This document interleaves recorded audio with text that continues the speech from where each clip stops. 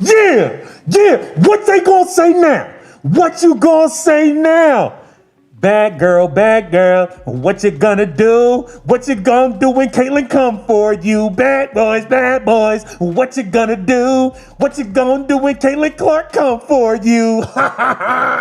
The GOAT, the best that ever did it. Record breaking once again. Y'all wanna run around talking about... That reaction you just watched wasn't manufactured. It wasn't a planned segment or a calculated moment designed for content. That was a genuine, completely unfiltered response to watching something historic happen in real time. And honestly, it's the exact same reaction most people had when they saw what Caitlyn Clark did to the Seattle Storm on this night. 3 records broken. A game-winning shot from a distance that most professionals won't attempt in practice. All of it on a minute's restriction. This is the full story of what happened, why it matters, and what it means for everything that comes next. Before we even touch the records, before we get into the controversy, before we discuss what this night means in the bigger picture, let's just sit with the raw numbers for a moment. Because they deserve that kind of respect. 45 points, 10 assists, 4 steals, 2 blocks, 11 of 18 from the field, 6 of 8 from three-point range. Read that again slowly. 6 of 8 from 3. That's a 75% shooting percentage from beyond the arc in a game where she also dropped 45 points and dished out double-digit assists. In any era, in any league, those numbers are staggering on their own. But the detail that pushes this performance from great into something genuinely historic is the one that gets buried underneath all the highlight clips and the celebration. She did all of this on a minute's restriction. The Indiana Fever's coaching staff had deliberately limited Clark's playing time coming into this game. Whether it was managing workload, protecting against injury risk, or simply being cautious with their most valuable asset, the decision was made to keep her minutes controlled. And yet, despite playing less than a full game's worth of time, Clark still produced one of the most complete individual performances in WNBA history. Think about what that actually means. You tell a player she cannot play her usual minutes. Her response is to go out and set franchise records while rewriting the history books of a league that has existed for over 30 years. That's not just talent. That's a level of efficiency and basketball intelligence that very few players in the history of the sport, men's or women's, have ever demonstrated at any level. The shooting efficiency alone is worth examining more closely. 11 of 18 from the field sounds impressive on the surface, but consider the context surrounding those makes. Clark wasn't getting easy buckets at the rim. She wasn't drawing fouls at a high rate and padding her total from the free throw line. She was pulling up from distances that most professional players wouldn't even consider attempting in a competitive game situation, let alone with defenders closing out aggressively and the game on the line. Her shot selection was aggressive without ever crossing into reckless. Every shot she took felt like the right shot in that specific moment, which is the hallmark of a player who has complete command over the game she's playing. The assist numbers tell an equally compelling story. 10 assists in a game where you are also the primary and most dangerous scoring option is extraordinarily difficult to achieve at any level of basketball. When a defense knows you're the most lethal scorer on the floor, everything gets harder. Help defenders collapse earlier. Rotations tighten the moment you catch the ball. Every drive, every catch, every dribble handoff gets contested more aggressively than it would for any other player. And yet Clark still found her teammates consistently, still made the correct reads in real time, still kept the offense moving and functioning even while simultaneously carrying the scoring load. 4 steals and 2 blocks on top of everything else rounds out what can only be described as a genuinely complete basketball performance. Clark wasn't just scoring. She wasn't just passing. She was locked in on both ends of the floor, making plays that don't headline the box score, but absolutely determine the outcome of close, competitive games between professional teams. Kelsey Mitchell, Indiana's second option and a legitimate scorer in her own right, put up 30 points in the same game. 30 points is a performance that would be the undisputed headliner for almost any other game on almost any other night across the entire WNBA season. But Clark's performance was so dominant that Mitchell's 30 points felt like a supporting role. Not because Mitchell played poorly, she didn't. but because Clark was operating on an entirely different level from everyone else on that floor. What makes this performance particularly significant isn't just the numbers themselves, it's the timing. Clark has faced scrutiny and criticism throughout her time in the WNBA. Questions about whether she's truly elite at the professional level, debates about her ranking among active guards in the league, speculation about her fit within the broader culture of the locker room. All of that noise had been building for weeks heading into this game. And rather than letting any of it affect her performance, rather than letting the external chatter find its way into her head, Clark responded the only way that actually matters in professional sports. She went out and performed. That is the mark of a truly elite competitor. Not the ability to talk about what you plan to do, not the ability to generate publicity or cultivate a brand. The ability to show up when the pressure is at its absolute highest and deliver something that nobody can reasonably argue with. 45 points, 10 assists, 4 steals, 2 blocks on a minute's restriction. The numbers don't lie, and after a night like this, neither can anyone else. But the individual stat line was only part of what made this night historic. Because what Clark actually did to the WNBA record books goes significantly deeper than one great game. To fully appreciate what Clark broke on this night, you need to understand the weight of what she was breaking it against. The WNBA was founded in 1996. That's over 30 years of professional women's basketball. 30 years of elite competition at the highest level of the women's game. 30 years of legendary players, Hall of Fame careers, multiple championship dynasties, and performances that were considered the absolute pinnacle of what the sport could produce. Players who dedicated their entire professional lives to this league. Players who sacrificed, competed, and pushed the boundaries of what was possible in women's basketball before most of the current generation of fans even knew the league existed. In 30 years, certain records had never been touched. Certain combinations of performance that seemed theoretically possible but practically unachievable had remained out of reach for every single player who had ever suited up in a WNBA uniform. Generational talents had come through this league. Multiple MVP winners. Players who redefined positions and changed how the game was played at every level. None of them had done what Clark did on this particular night. That context is essential. Records don't exist in a vacuum. They exist in relation to everyone who tried and couldn't get there before you. When a record has stood for 30 years of professional competition, it's not standing because nobody tried. It's standing because the combination of talent, opportunity, and performance required to break it is genuinely rare. Clark broke 3 of them in a single game. The Indiana Fever had been building toward this kind of night in pieces throughout the season. Clark had been consistently excellent without always reaching the heights of this performance. But the signs were there for anyone paying close enough attention. The efficiency numbers were trending upward. Her comfort level within Indiana's offensive system was visibly growing. Her command of late-game situations was becoming more assured with every competitive game. The building blocks of a historic performance had been accumulating quietly, and then on this night against Seattle, everything came together at once. The Storm brought a legitimate defensive challenge. This wasn't a game where Clark was operating against a depleted roster or a team that had given up on the season. Seattle was competitive, they were physical, and their defensive scheme was designed to make life difficult for Indiana's primary weapons. The fact that Clark produced historic numbers against a genuinely competitive defensive effort makes the performance more meaningful, not less. There's also something worth noting about the efficiency of how the night unfolded. Clark didn't need a massive number of shot attempts to get to 45 points.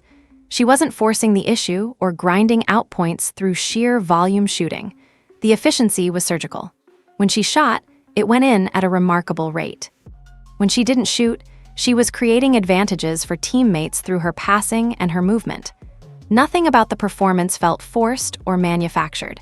It unfolded naturally, which is often the signature of truly great individual performances in any sport.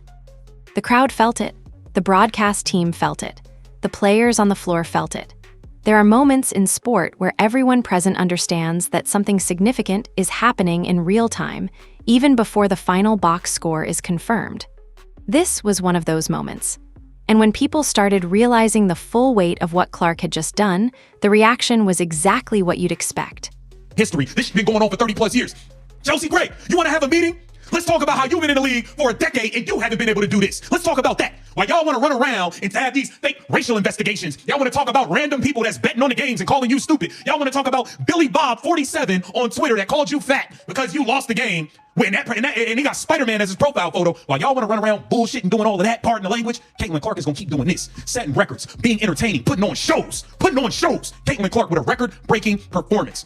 A career-high 45 points and the most in Fever history. The most in Indiana Fever history, and she's the first player in WNBA history with 40 points and 10 assists in a single game. And that reaction makes complete sense when you understand the full weight of each individual record that was broken. Because each one of them tells its own story about how extraordinary this performance actually was. Let's go through them one by one, because lumping them together does a disservice to what each record actually represents in the context of this league's history.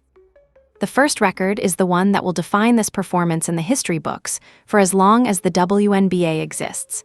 Caitlin Clark became the first player in WNBA history, across the entire 30-plus year existence of the league, to score 40 or more points and dish out 10 or more assists in a single game. First, ever, in 30 years of professional competition. To understand why this specific record carries such extraordinary weight, you have to understand the fundamental tension between what it requires. Scoring 40 points in a professional basketball game demands an aggressive, relentlessly shot-seeking mentality throughout the entire game. You are hunting your offense. You are demanding the ball in scoring positions. You are making quick decisions about when to attack and when to pull up over and over for 4 quarters. Your mindset is locked onto putting the ball in the basket. Distributing 10 assists in that same game demands the exact opposite mentality. You are reading defenses and finding teammates. You are making the extra pass when you could take the shot. You are sacrificing individual scoring opportunities to create better looks for the players around you. Your mindset is focused on making everyone else better rather than maximizing your own output. These two approaches to playing basketball are almost philosophically contradictory. The mental framework required to score 40 points pulls in a completely different direction from the mental framework required to distribute 10 assists. The greatest individual performers in basketball history have occasionally managed to bridge that gap, but never at these numbers, never with this combination, and never in the WNBA. Not once in 30 years. Clark did it. Think about the names who have played in this league. Multiple MVP winners, multiple championship holders. Players whose careers are defined by individual brilliance at the highest level of women's basketball. Hall of Famers who were considered the best of their generation. None of them ever produced this exact combination in a single game. Clark is in her first full professional season, and she just put her name at the top of a category that had been vacant since the league's founding. The second record is the Indiana Fever franchise record for most points scored in a single game. 45 points is now the highest individual scoring output in the history of the franchise. The Fever have been a professional organization since the year 2000. That's over 2 decades of basketball, over 2 decades of players giving everything they had in an Indiana uniform, and not one of them ever reached 45 points in a single game. Clark got there before her second full season was finished. Franchise records carry a specific kind of meaning that sometimes gets lost in the broader conversation about individual achievements. They represent the absolute ceiling of what a particular organization has ever witnessed from a player wearing their jersey. Every player who has ever suited up for Indiana, and there have been legitimately great players in Fever history, produced their best performances and still came up short of what Clark delivered on this night. The third record is perhaps the most mind-bending when you consider the timeline and what it implies about Clark's trajectory. In just 74 games, Clark became the fastest player in WNBA history to reach 200 career three-pointers. 74 games. The previous record holders needed significantly more professional experience before reaching that milestone. Clark got there in what amounts to less than 2 complete regular seasons worth of games. Three-point shooting records in basketball matter because the three-point shot is the defining weapon of the modern game at every level. the ability to shoot volume threes at a high percentage from genuine range, not just corner threes, not just wide-open catch-and-shoot opportunities, but off the dribble, off screens, from distances that challenge most professional players' comfort zones, is what separates elite shooters from generational ones. Clark reaching 200 threes in 74 games tells you something critical about the frequency, the difficulty level, and the remarkable consistency of her shooting over the course of her young professional career. Now put all three records together and hold the context in your mind simultaneously. This wasn't a player at the peak of a long career, finally assembling the ultimate performance after years and years of professional experience and development. Clark is early in her professional life. The records she shattered were established by players who had extensive careers to accumulate their achievements. Clark is doing it faster, more efficiently, and with more visible impact than anyone who came before her. The record book doesn't have a category for media narratives or marketing value. It doesn't account for controversy or public opinion or the noise that surrounds any athlete operating under this level of scrutiny. It only asks one question: did you do it or didn't you? On this night, Clark did things that nobody in 30 years of professional women's basketball had ever managed. 3 records, 74 games into her career, on a minutes restriction, and she still had one more defining moment left to deliver. There is a meaningful difference between a great player and a clutch player. Great players produce big numbers when games are already decided, when the pressure has dissolved and the outcome is no longer in question. Clutch players deliver specifically when the game is on the line, when every single possession carries maximum weight, when the margin for error has completely disappeared, and when the pressure is at its most suffocating. The greatest players in basketball history have always been defined not just by their regular season production, but by what they do when the moment is biggest and the stakes are highest. The Indiana Fever and the Seattle Storm had been trading blows for the entire game. This was not a comfortable wire-to-wire victory. This was not Clark putting up gaudy numbers in a blowout while the outcome was settled by halftime. The Storm were competitive and physical from the opening tip, pushing Indiana at every turn, refusing to fold despite Clark's individual brilliance throughout the game. Seattle's young players were making plays, competing with genuine intensity, and keeping the game close enough that Indiana could not afford any relaxation.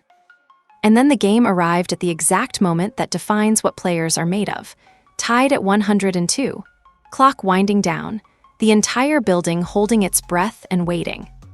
In these moments, there are players who want the ball and players who quietly hope it finds someone else. Players who step into the biggest moments and players who step back from them. Clark wanted the ball. There was never any question about that. There is never any question about that with her. Off the inbound play, Clark received the ball with Seattle defenders already moving in her direction. She didn't hesitate. There was no scanning the floor for a safer option, no attempt to draw contact and get to the free throw line, no conservative decision-making designed to extend the possession.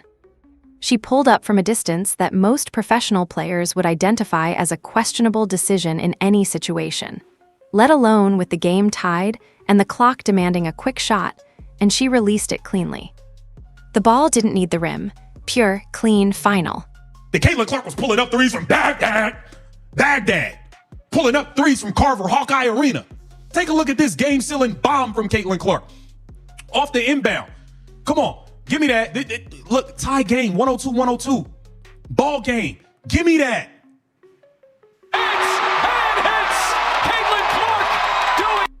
Caitlin Clark, bro, she's the best to ever do this. The best ever. That shot, from that distance, in that exact moment with everything riding on it, that is not a hot streak carrying someone into a fortunate decision. That is not luck wearing the costume of skill. That is a player who has complete, unshakable command of who she is and what she is capable of producing under the highest possible pressure that professional basketball can generate. The shot, already being called the Baghdad 3 by the people who watched it happen in real time, didn't just win Indiana the game. It put a definitive signature on a night that was already historic before that ball ever left her hand. What makes the clutch factor so important to understand in Clark's specific case is the broader narrative that has surrounded her throughout this season. There have been persistent questions about whether her individual statistical brilliance actually translates to winning basketball. Debates about whether a player can be genuinely elite individually, but not truly impactful in terms of outcomes. Criticism suggesting that her numbers are impressive in isolation, but her effect on whether games are won or lost is somehow overstated or inflated by attention. This shot directly and permanently answers every single one of those arguments. You cannot hit a game-winning three to break a tie in the closing seconds of a competitive professional game if your impact on winning is overstated.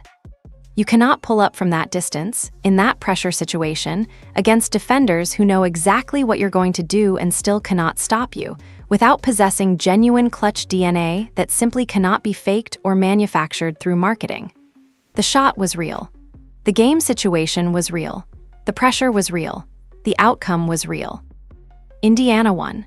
Clark's shot was the decisive blow. And the performance as a complete package, the 45 points, the 10 assists, the 3 records, and then the dagger when the game was on the line, was as comprehensive a statement as any individual player has made in the WNBA in recent memory. But while Clark was the undeniable centerpiece of everything that happened in this game, the broader context of Indiana's performance and Seattle's competitive effort tells a larger story that deserves its own examination. Elite individual performances don't happen in complete isolation from everyone else on the floor. Even the most dominant nights in basketball history had teammates who created space, drew defensive attention, and made the overall game environment possible for a superstar to operate at their highest level. Clark's 45-point night was her achievement entirely. But the broader context of how Indiana Fever performed collectively tells an important and honest story about where this franchise currently stands and what challenges still need to be addressed going forward. Start with Kelsey Mitchell, because her contribution deserves genuine recognition even in a game where Clark was the undisputed story from start to finish. 30 points on 13 of 25 shooting, 3 of 8 from three-point range. Mitchell was active, aggressive, and willing throughout the entire game. She actually attempted more field goals than Clark did, which is a significant detail worth pausing on. Clark was more efficient with fewer attempts and still outscored her by 15 points. That's not a criticism of Mitchell's performance. That's simply a clear illustration of the gap in efficiency between a quality professional scorer and whatever category Clark currently occupies. Mitchell's value to Indiana extends well beyond her scoring totals. When defenses collapse on Clark, and they collapse on Clark constantly and aggressively because they have no other viable option, Mitchell becomes the release valve that keeps Indiana's offense functioning. Her ability to manufacture her own shot off the dribble, to convert mid-range jumpers when defenders abandon her to double-team Clark, is genuinely important to how Indiana operates as an offensive unit. Her limitations are real. She doesn't generate assists at any meaningful rate, and her ability to create offense for teammates beyond her own scoring is minimal. But in a game structure, where Clark handles all the playmaking and Mitchell simply needs to score when opportunities open up, she's an effective and legitimate second option. The more pressing concern from Indiana's perspective was the collective defensive effort. The Fever surrendered 57% shooting from the field to the Seattle Storm over the course of this game. That number is genuinely alarming regardless of the opponent's quality. When a team allows nearly 6 out of every 10 field goal attempts to fall through the net, it creates an enormous and unsustainable burden on the offense to continuously outscore those defensive breakdowns for 40 minutes. Indiana managed to do it in this game, specifically because Clark was operating at a historically rare level of individual excellence. But constructing a team philosophy around the expectation that your star player will outscore defensive breakdowns every single night is not a viable long-term strategy for any franchise with genuine championship aspirations. The defensive issues represent Indiana's most immediate and serious area for improvement as the season progresses and competition intensifies. Opponents are already designing their game plans around limiting Clark's offensive impact, which means Indiana's supporting players need to demonstrate the ability to stop opposing offenses through collective effort and defensive discipline when their best player is being schemed against. On this particular night, the defense gave up enough that the game went to a wire finish despite Clark producing arguably the greatest individual performance in Fever history. A more organized and committed defensive performance would have converted this into a comfortable and decisive victory, rather than a nail-biting finish that came down to a single shot. Mo Billings contributed a solid 16 points and brought reliable energy and effort throughout her time on the floor. Billings has been a consistent and professional contributor for Indiana across this season, providing the kind of steady, predictable performance that legitimate championship rosters require from their role players. She's not going to be the primary story on any given night, and she doesn't need to be. She fills her role with intelligence and effort, and the coaching staff can trust her in meaningful moments. The defensive stop she made late in the game, when Indiana desperately needed, it was every bit as valuable as any of her offensive contributions in terms of its impact on the final outcome.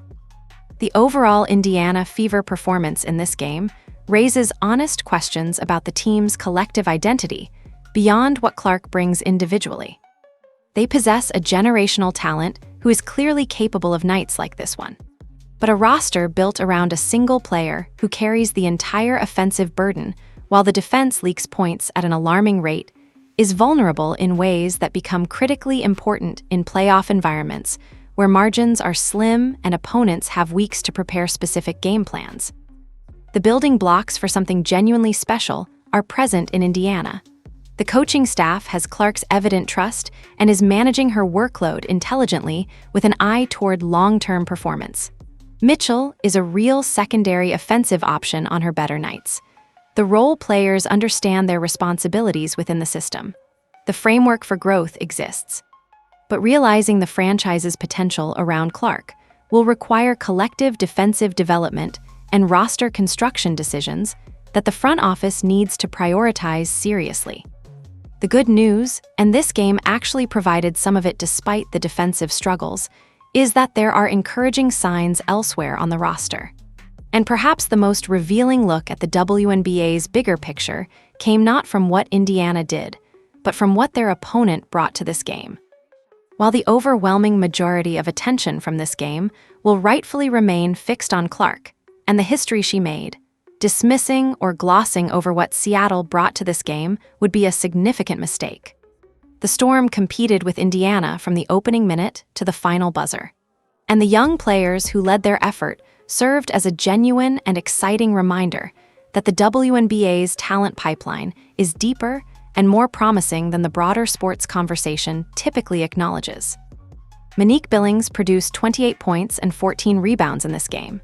28 and 14 from a player who is 20 years old. Let that number settle for a moment. She is 2 decades into her life on this planet, and she is going toe-to-toe with professional basketball players in a competitive WNBA game, producing at a level that many established veterans with years of professional experience never reach consistently throughout their careers. Her combination of size, athleticism, and basketball instincts already suggests a player who is going to create serious problems for opposing teams for a very long time in this league. What stood out most about Billings was her ability to affect the game on both sides of the floor simultaneously. She wasn't simply accumulating a scoring total in favorable matchups. She was rebounding aggressively and establishing physical position in the paint, making Indiana's defense work at maximum effort every time she touched the basketball. For a 20-year-old competing in a professional environment, her composure and poise were genuinely remarkable. She didn't appear intimidated by the moment, by the atmosphere, by Clark's dominant presence, or by the overall electricity of a close and competitive game. She played her game and produced meaningful results. Seattle's 19-year-old forward added 16 points, 9 rebounds, and 4 assists of her own. 19 years old contributing 4 assists in a professional game means she's not simply a physically gifted player who succeeds on athleticism alone.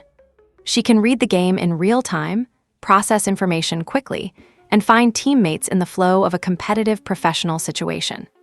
Her 4 three-pointers in the third quarter specifically shifted the game's momentum at a critical juncture and forced Indiana to adjust their defensive approach in ways that temporarily disrupted their rhythm.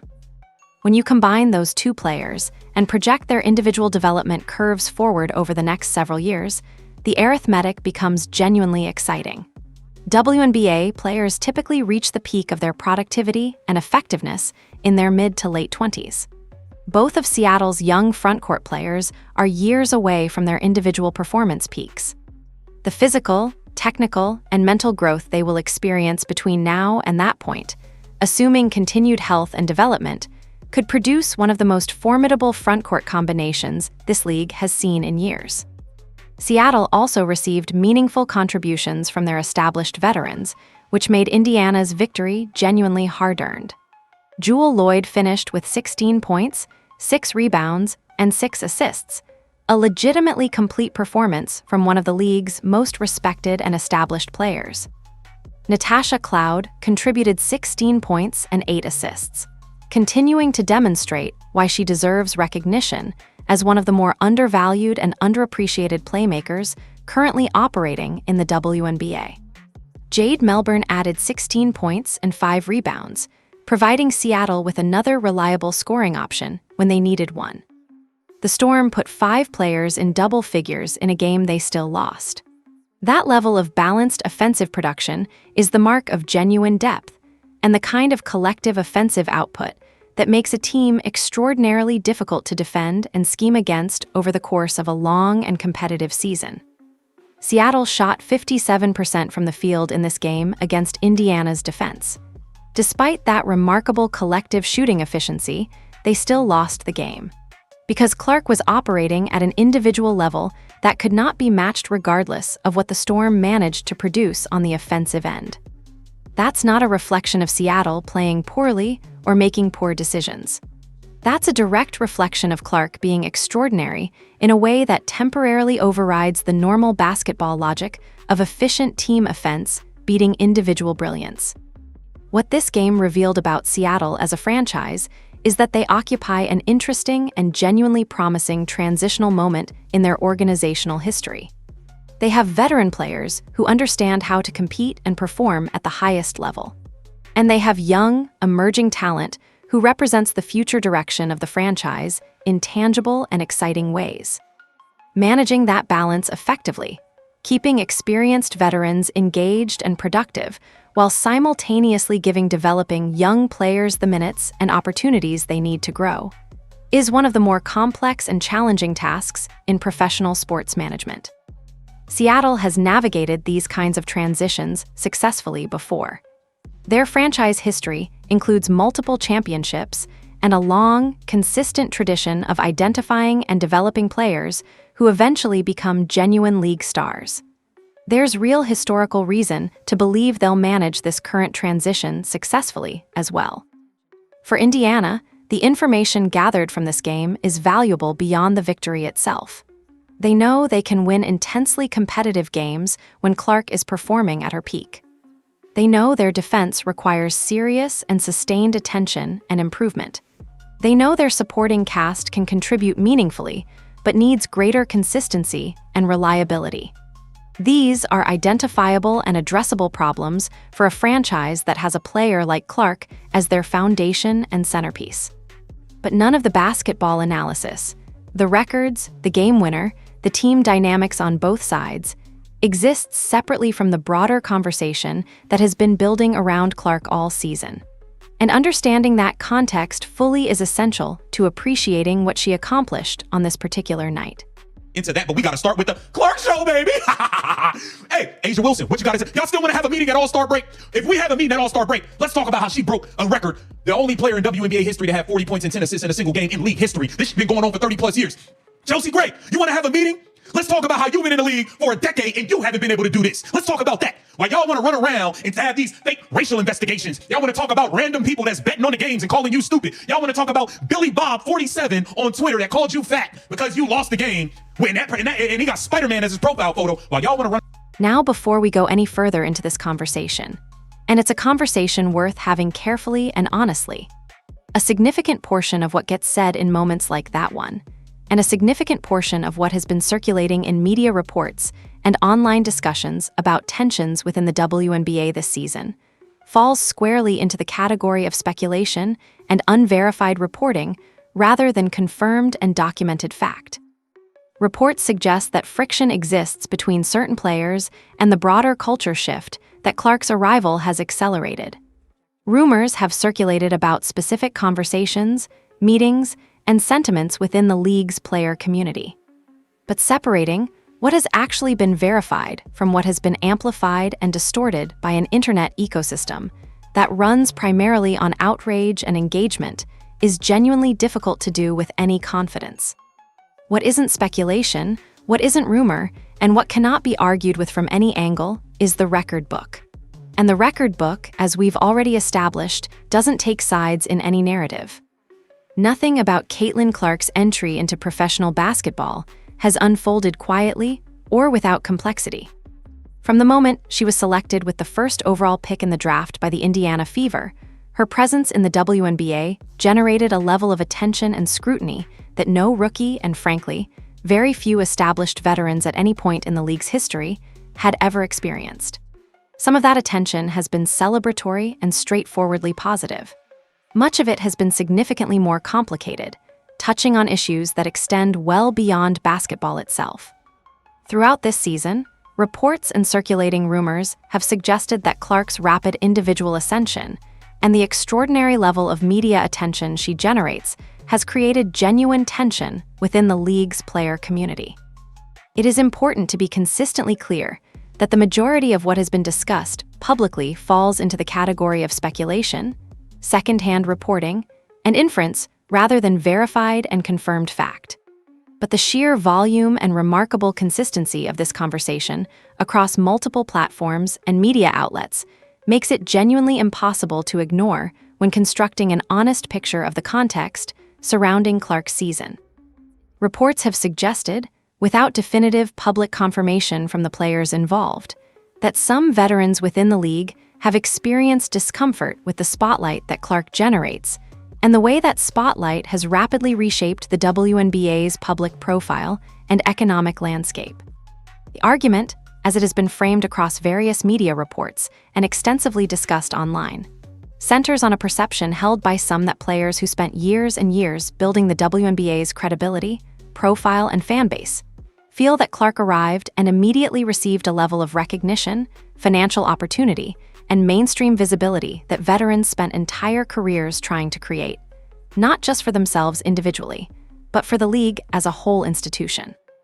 Whether those feelings are widespread across the player community or limited to specific individuals in specific situations is genuinely unknown to anyone outside those private conversations. Professional sports locker rooms involve relationships, dynamics, and internal cultures that rarely surface fully or accurately in public reporting. The gap between what actually happens internally and what eventually reaches public conversation is always significant. The All-Star break situation added another distinct layer to an already complex ongoing conversation. Reports and extensive online speculation suggested that a gathering or meeting of players took place during the All-Star weekend that involved discussions touching on conduct, respect, and the cultural dynamics within the league. Public conversation quickly and almost instinctively connected this reported gathering to the broader tension surrounding Clark's presence, and the changes her arrival has accelerated, though the actual substance of any such meeting, who specifically participated, and what conclusions, if any, were reached remains largely unverified in any credible and confirmed way. What is clear and undeniable is that the speculation surrounding it generated an enormous volume of engagement, debate, and commentary across sports media, which itself tells you something meaningful about how much genuine interest the broader sports audience has developed in what's happening around Clark and the WNBA as an institution right now. The racial dimension of these conversations has been particularly charged and deserves honest acknowledgement.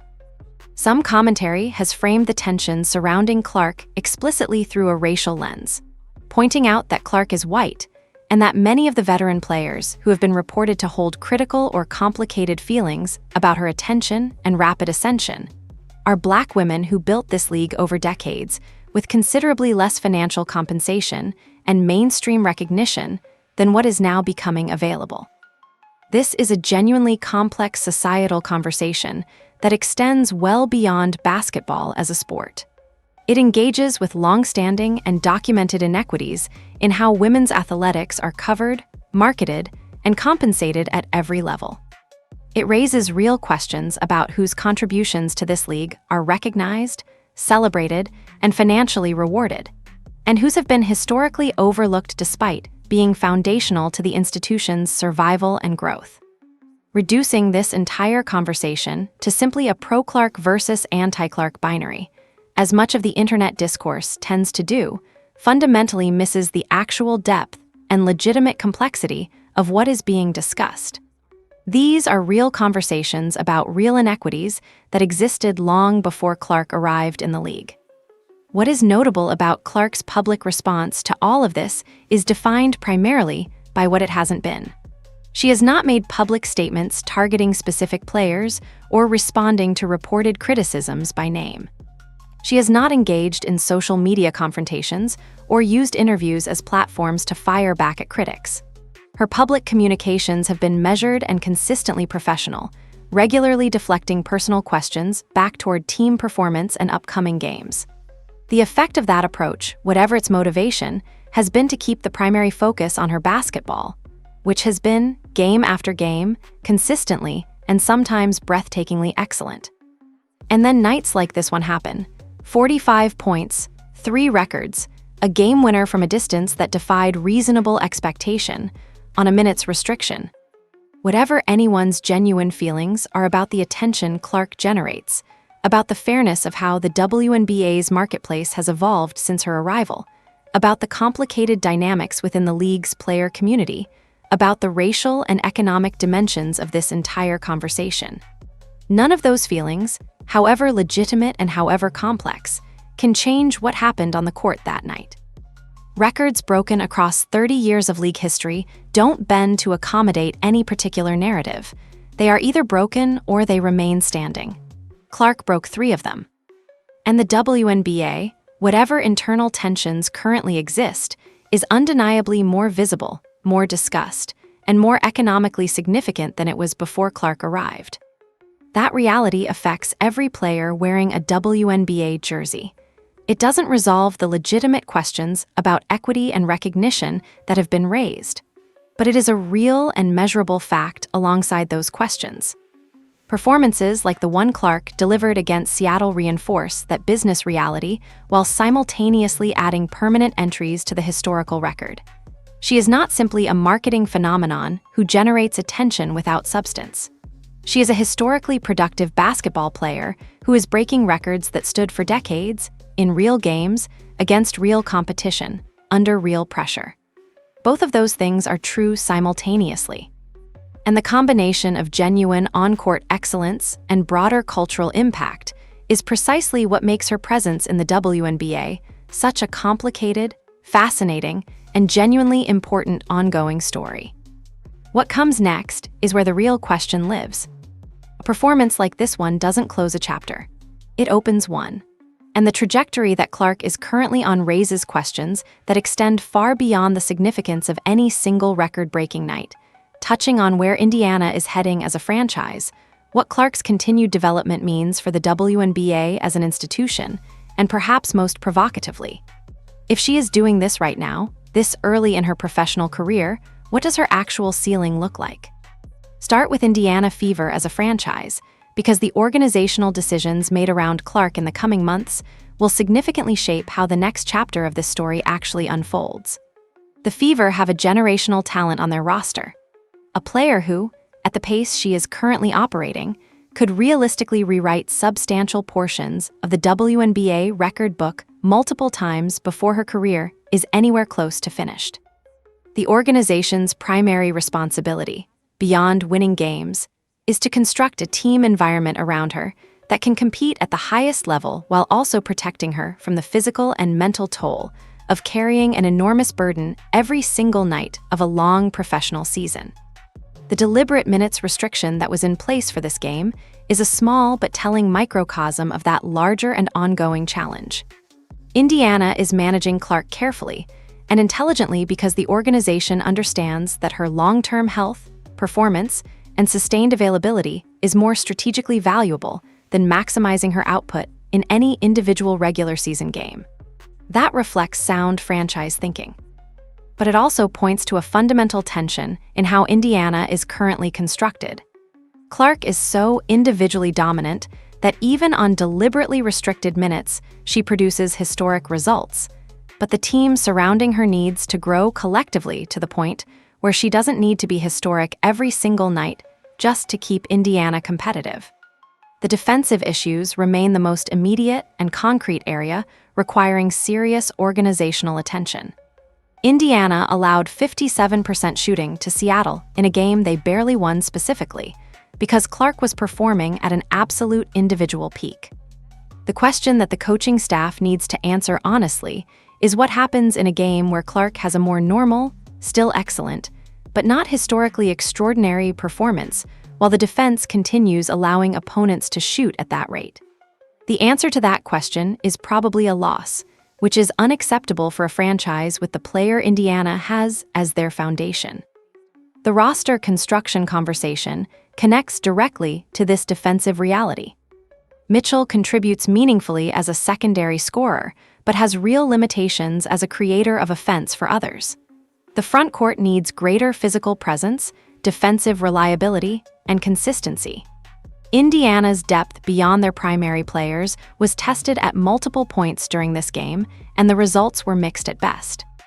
Building a championship-caliber roster around Clark, not just a competitive one, but a genuine title contender, will require the front office to make smart, complementary acquisitions in free agency and through the draft that specifically address the defensive vulnerabilities the current roster consistently displays.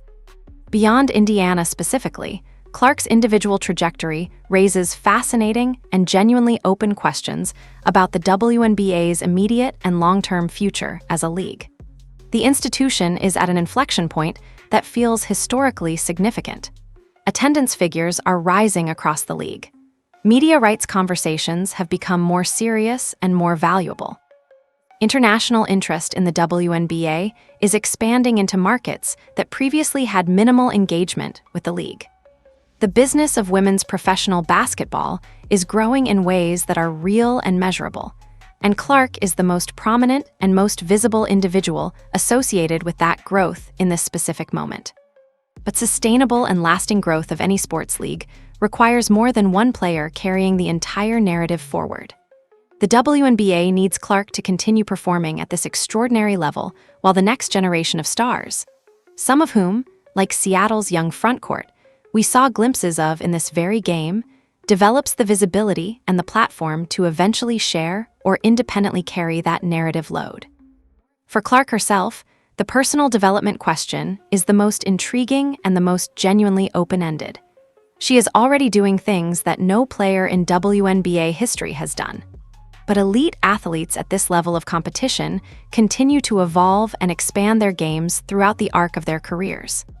Her defensive engagement in this game, 4 steals, 2 blocks, active hands and feet throughout, suggests a player who is genuinely invested in being complete rather than simply dominant on the offensive end.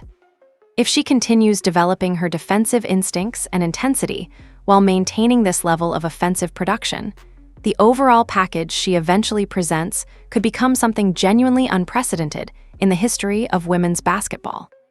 The trajectory is remarkable precisely because of how early in her career it's occurring.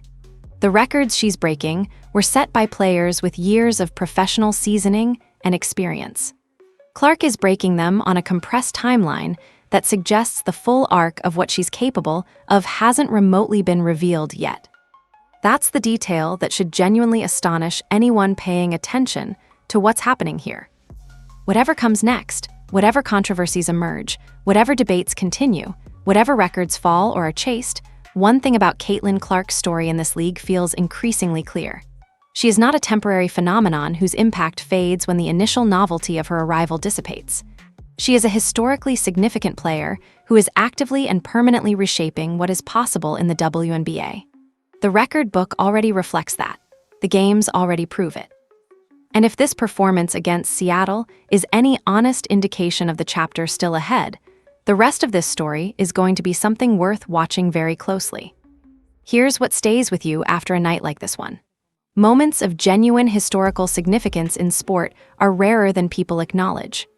Real moments, not manufactured ones, not statistical curiosities, but performances that actually shift the permanent record of what has ever been accomplished in a league, happen only a handful of times across decades of competition. Clark gave the WNBA one of those moments against Seattle. 3 records broken across 30 years of league history.